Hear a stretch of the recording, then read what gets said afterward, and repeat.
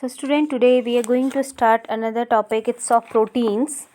The word protein, we know that it's a Greek word. It is originated from a Greek word which means proteos. Proteos means first or foremost. Okay, and the protein word was first coined by Berzelius. Claire Berzelius has given this word protein on the basis of molecular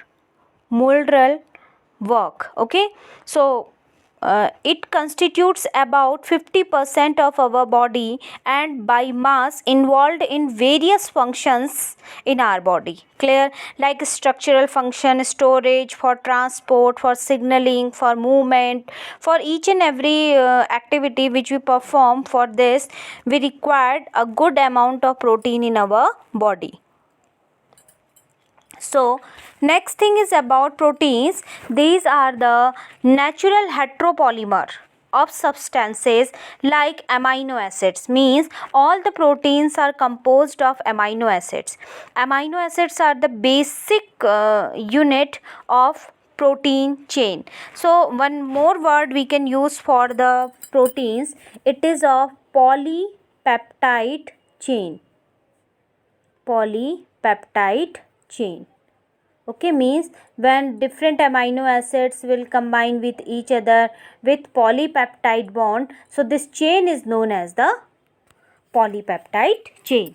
Okay, or another name we can use it as a polysomes. So here first I am going to tell you about the amino acids. So before it generally we can clarify protein also from our surrounding on the basis of their origin. Means like animal protein and plant protein. This is a very simple segregation of proteins.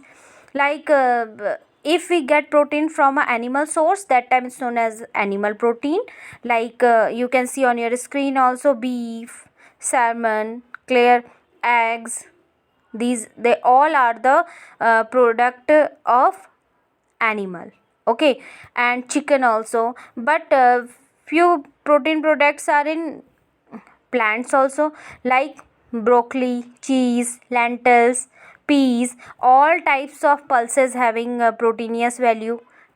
Okay, are you getting my point? Means animal proteins and plant proteins, these are the different sources of protein. Okay, so as I am telling you, what is the smallest unit of protein? That is of amino acids. If I am going to show you the structure of amino acid, this is the general structure of amino acid. In one side you can see the amino group. This is the amino group, means NH2 group, it's amino group, and one side you can see carboxylic group is present. Okay, so one side amino group, one side carboxylic group, in one side hydrogen, and another side R means alkyl or aryl group.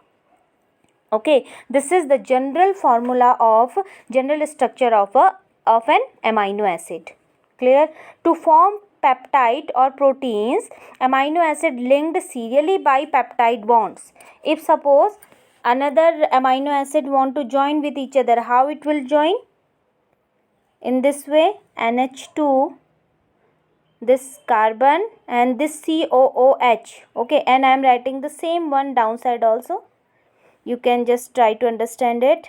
COOH. Here also there is R group, H group and NS2 group. Clear? So what will happen? The water molecule will remove from here. Okay, H2O will remove from here. Then a bond will form. The bond will form. You can just wait once. I am going to show you. One general structure is like this. Another one I am making it here. I will make it in this way. Means if I'll write here NH2, C, here COOH, here R, here H. So you can see that one water molecule removed from here. Okay, so one bond has placed in between of carbon and nitrogen. So this bond which form in between of carbon and nitrogen, this bond, okay, this is only known as the peptide bond. Like if another chain is joining next side, that time again NS2, from NS2 one hydrogen and from COH one OH group. is removed in the form of water molecule. That time again one peptide bond is formed. So by this, one amino acid combined with another amino acid. So by this we can easily understand that how one amino acid is linked with another amino acid by the peptide bond. Okay, so it's about the general structure of amino acid and the formation of peptide bond. Okay, so about the amino acid, if physiological nature, if we discuss about the amino acid, that time we can easily understand that side chain charge at physiological pH all hydrophobic ends, but if side chain uncharged at pH 6.0, that time it's of hydrophobic and hydrophilic. On the basis of this also some basic amino acids are there, or some acidic amino acids are there, some hydrophobic amino acids are there, or some hydrophilic amino acids are there. Okay, few examples I am showing you. These are the example. Aspartic acid, one kind of acid basis of amino acid. Okay, glutamic acid is also a kind of acidic amino acid. Okay, or some basic like lysine, histidine has shown here, histidine.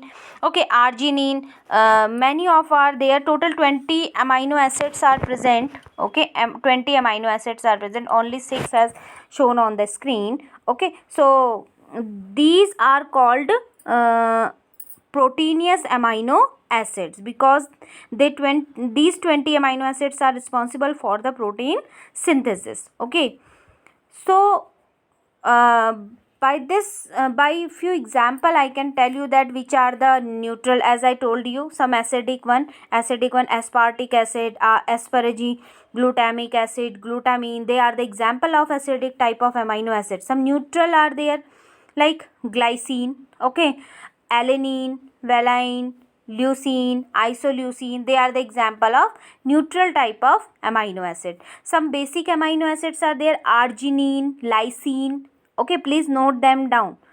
Sulfur containing amino acid, cysteine, methionine, they are the example of sulfur containing amino acids. Alcoholic, serine, threonine, they are the example of alcoholic group containing amino acids.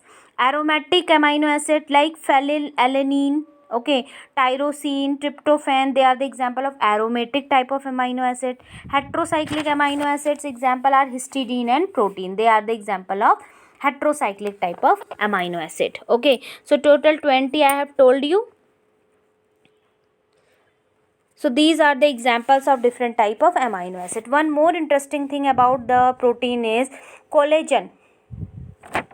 Okay, collagen is the most abundantly found animal protein. Okay, it is the animal protein and most abundantly found collagen. And second example, this also you have to learn. I am writing it RUBP. Okay, it's of ribosco, ribulose biphosphate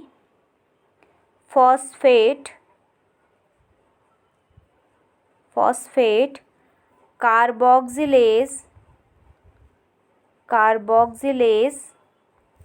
oxygenase.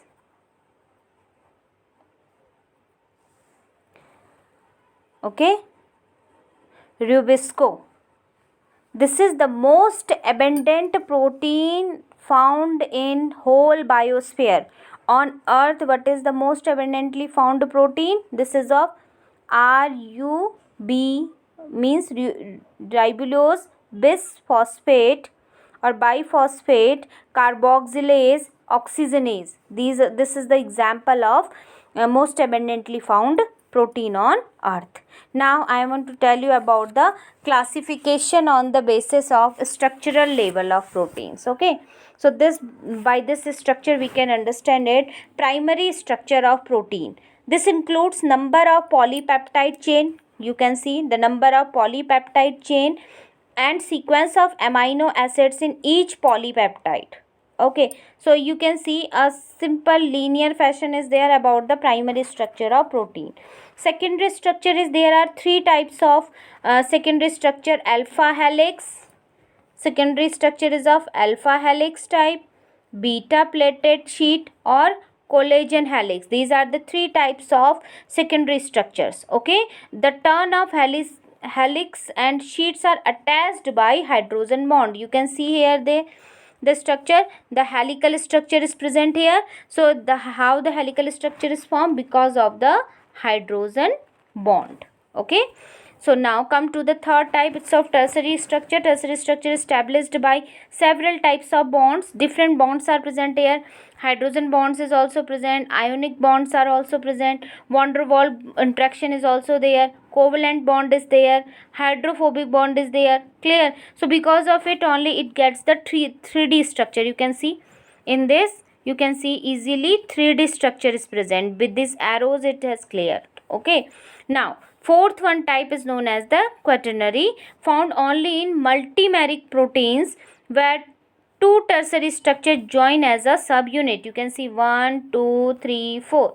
So that's why it's known as the quaternary structure. Okay, I hope proteins are clear. If you have any question regarding this, please send me. Thank you.